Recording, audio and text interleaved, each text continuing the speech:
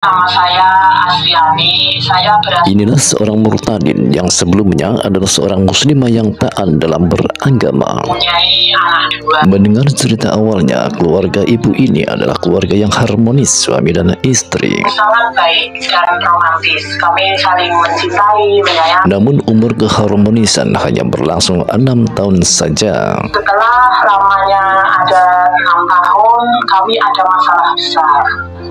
Dalam perhara rumah tangganya, akhirnya ibu ini pergi ke Hong Kong untuk bekerja.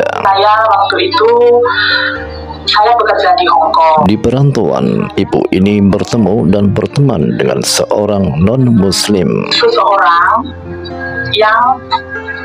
orang yang percaya Tuhan. Dan teman non-muslim ini ternyata juga merupakan pacar kakaknya. Karena mereka ini orang Kristen. Karena orang Kristen itu menurut saya itu orang kafir. Ternyata ibu ini tidak setuju kepada kakaknya yang berpacaran dengan wanita non-muslim ini. Orang kafir pokoknya. Karena saya orang yang muslim yang taat beragama juga. Karena tidak ada dukungan dari ibu ini, maka kakak ibu ini pun memutuskan pacar non-muslim tersebut. Akhirnya mas saya itu putus sama cewek mbaknya ini. Meskipun kakaknya telah memutus cinta dengan wanita tersebut, namun ibu ini tetap berteman dengan wanita tersebut. Tapi teman saya orang Kristen ini masih baik sama saya. Akhirnya saya diajak ke gereja kayak gitu. Jadi saya ini waktu masuk ke gereja itu saya duduk di sebelah kiri. Di awal cerita ini, ibu ini mengisahkan bahwa dirinya adalah seorang muslimah yang taat dalam beragama Islam. Pertanyaannya, mengapa seorang yang taat dalam beragama mau menerima ajakan wanita non-muslim untuk masuk ke dalam gereja untuk melaksanakan ibadah gereja? Jika demikian, maka pernyataan ibu yang disampaikan di awal cerita ini merupakan suatu pernyataan yang palsu. Seorang yang taat dalam beragama itu bisa dipastikan akan menolak siapapun, apapun, bagaimanapun apabila nilai ketakwhidan akan diganggu. Tiba-tiba menangis saja, mengalir gitu, menangis. Bagaimana mungkin seorang ibu ini disebut sebagai wanita yang taat dalam beragama dan membenci Kristen, sedangkan dirinya masuk ke gereja langsung menangis? Pantaskah apabila ibu ini dikatakan sebagai seorang muslimah yang tidak mengerti isi daripada ajaran Islam? Ya, sangat pantas, mengingat ibu ini tidak menolak ajakan ke gereja, malah justru datang ke gereja dan mengikuti amalan ibadah gereja. Dan waktu itu saya masih ingat sekali pendeta ini lagi khotbah. Khotbahnya itu domba 100 domba hilang 1. Tapi Tuhannya mereka itu kok malah nyari yang satu ini gitu loh. Terus saya di sini langsung punya pikiran, iya ya, kok Tuhannya mereka, Tuhannya orang Kristen ini kok baik banget. Dari ucapan barusan, ibu ini secara otomatis mengatakan bahwa Tuhan Islam adalah tidak baik. Pantaskah jika seorang ibu ini sebelumnya tidak mengenal Allah? Ya, ibu ini tidak mengenal Allah. Jika mengenal Allah, tidak mungkin akan mengatakan bahwa Tuhannya orang Kristen itu adalah Tuhan yang baik sekali. Masa domba 100 hilang, dia malah mencari yang satu. Kan masih 99 di situ. Saya, wah, berarti Tuhannya mereka ini baik gitu. Terus habis itu, waktu itu saya juga mendengarkan dia lagi nyanyi-nyanyi kayak itu. Lagunya itu yang saya ingat, itu yang kesan itu.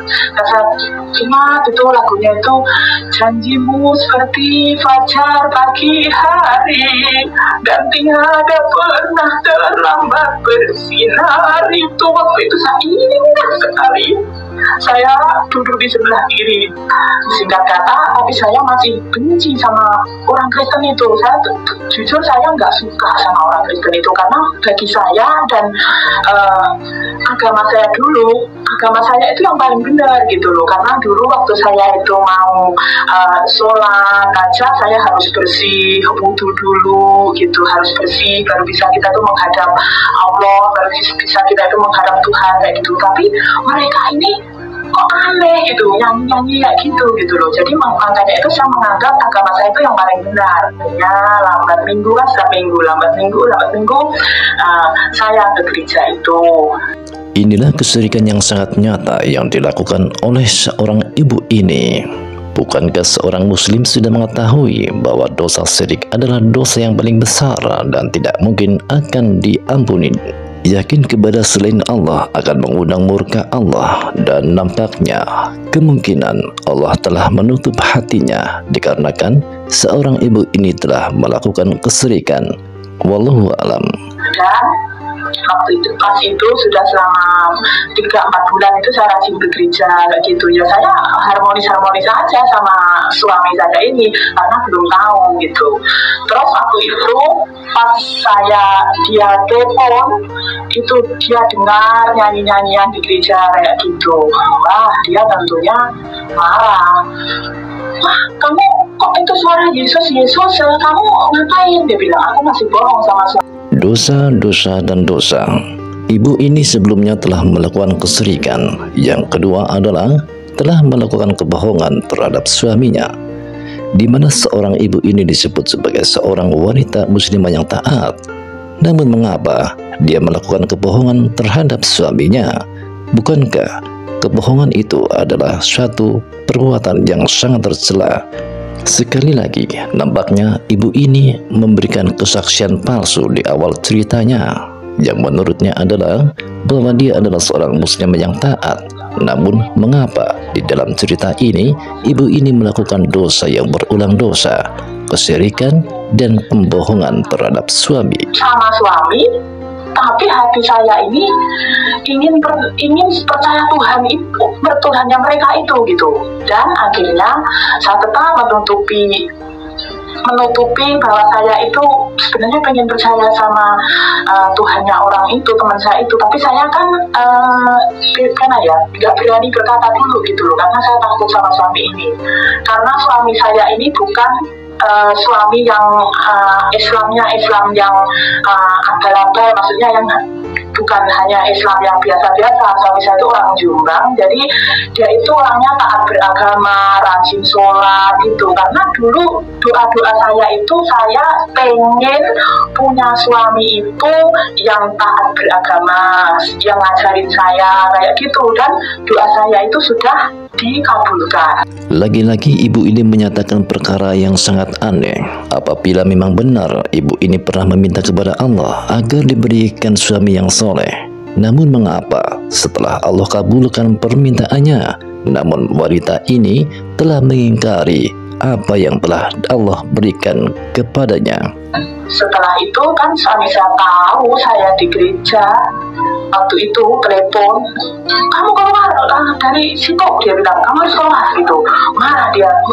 Tapi hati saya masih ingin di gereja itu. Akhirnya saya keluar pintu, telepon. Kamu yaudah, aku jujur aja deh, aku sekarang di gereja, tapi aku nggak ngapa-ngapain, cuma pengen apa itu, waktu itu ada komputer itu, pengen belajar. Oke, pulang. Habis itu malamnya itu suami sudah marah-marah lagi, nggak sampai situ. Jadi suami itu benci banget sama saya. Kamu itu bagaimana, kamu ini orang Islam kok masuk gereja itu nggak boleh begini itu. Aku ya iya aja, tapi hati saya ini ada pemberontakan gitu. Karena apa? Saya sudah mendengarkan firman Tuhan itu firman Tuhan berkata, akulah jalan kebenaran dan hidup. Langsung des ini hati saya, wah, jalan kebenaran dan hidup, berarti Tuhannya orang Kristen ini jalan kebenaran dan hidup.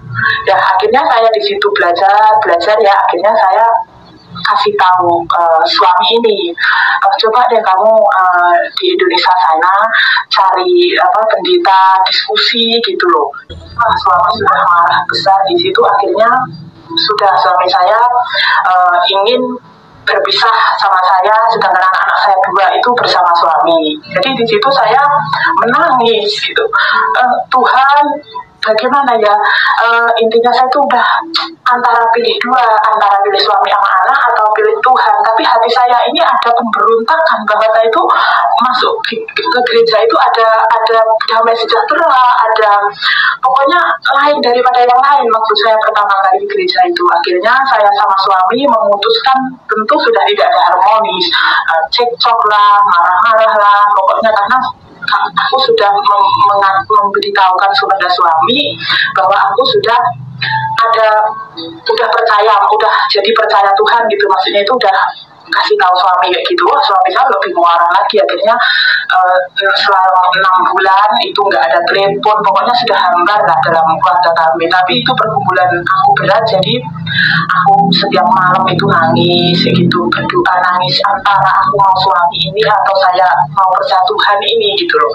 Setelah ada 6 bulan, tengah malam, masih ingat saya jam 11 malam itu suami saya itu telepon dari kamar gitu, saya angkat, halo gitu, assalamualaikum gitu, waalaikumsalam, saya bilang gitu sama suami. Akhirnya gimana, kamu masih ngedalamin agamanya orang kafir itu, orang Kristen itu, dia bilang gitu.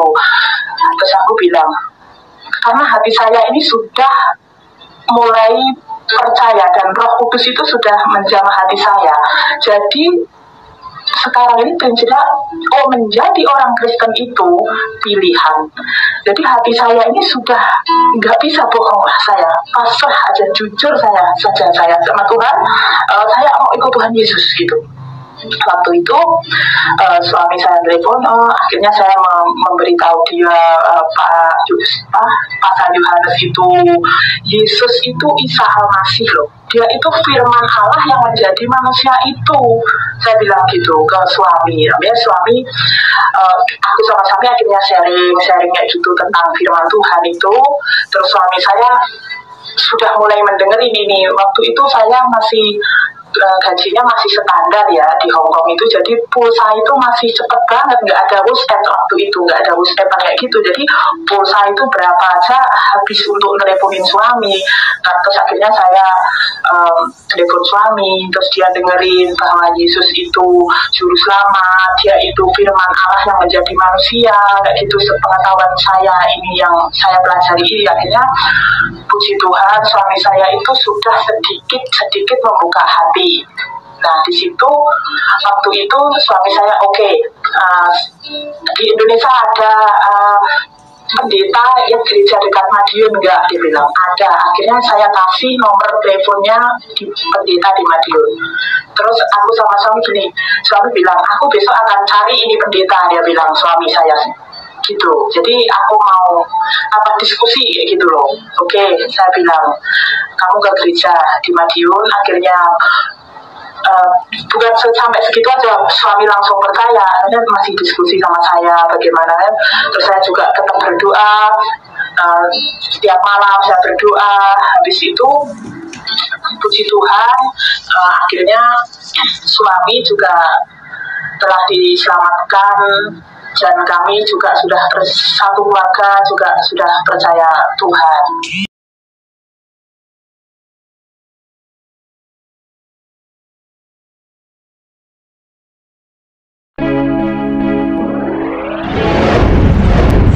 Panggil Iman Channel.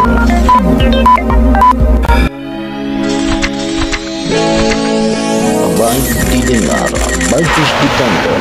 Ikuti kabar di Embun Iman.